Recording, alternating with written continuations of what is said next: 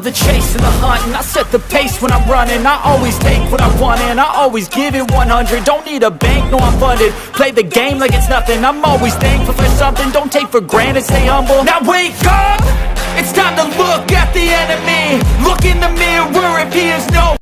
Si Miss Maymay Entrata ay nagbibigay ng inspirasyon sa lahat ng mga kabataan na nangangarap na maging isang artista. Dahil nga sabi nga nila ay si Maymay ay hindi naman daw kagandahan na mahibihirang magkaroon ng opportunity na maging isang artista. Nang pinasok ni Maymay Entrata ang showbiz at siya ay pumasok noon sa Pinoy Big Brother ay maraming nagtaas ng kilay na hindi talaga sisikat si Maymay. Hindi siya maging isang sikat na artista dahil hindi naman daw siya kagandahan. Pero alam ni Maymay Entrata na marami siyang buzzer at alam rin ni Maymay na maraming ayaw sa kanya dahil nga hindi naman daw siya maganda. Pero ayon ni Maymay, hindi naman makikita sa ganda ng mukha, sa ganda ng katawan ang pagiging isang artista. Dahil makikita ito kung ano ang meron ka.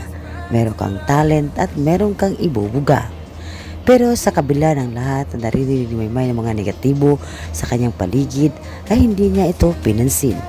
Kaya naman kapansin-pansin sa ilan sa mga kanta niya ay talagang binabanatan niya ang mga taong ayaw sa kanya.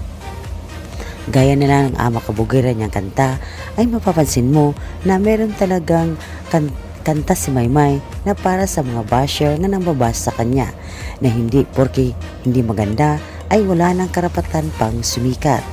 At sa pangalawa niyang kanta ay sa Pwede Ba ay mapapansin mo rin na meron din siyang kantang maraming ingatera at maraming nilalait siya. Ay sa pamamagitan ng kanyang kanta ay doon mo makikita na hindi sapat ang kagandahan para sumikat ka. Kapag may talent ka, ay posibleng matupad mo ang kanyang pangarap o ang pangarap mo. Kaya naman naging inspirasyon si Maymay sa lahat ng kabataan na nangangarap na maging isang artista. Dahil nga lumaban si Maymay ng patas para makamit niya ang kanyang pangarap at makamit niya ang kanyang tagumpay.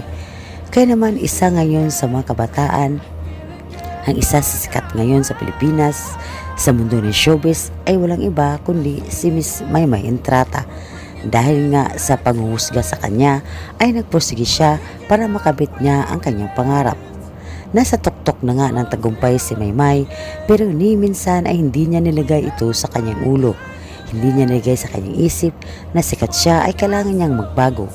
Sa kabila ng kanyang kasikatan ay nanatiling simple si Maymay, tahimik at wala kang maririnig na intriga tungkol sa kanya. Dahil nga sabi ni Maymay, ang isang showbiz ay pansamantala lang. Pero pag ito ay sinayang mo, ay mahirap na itong ibalik. Kaya naman hindi sasayangin ni Maymay ang opportunity na ibinigay sa kanya. Lalong-lalo na ang pagmamahal sa kanya ng kanyang mga taga-suporta. Kaya naman hanggat nandito ang mga supporter ni Maymay ay hindi siya mawawala sa mundo ng showbiz. Yan na po guys sa aking updates at kung ano po kayong comments, reaction at opinion sa video nyo napanood, pwede nyo po yan i-comment po sa baba ng ating video na ito.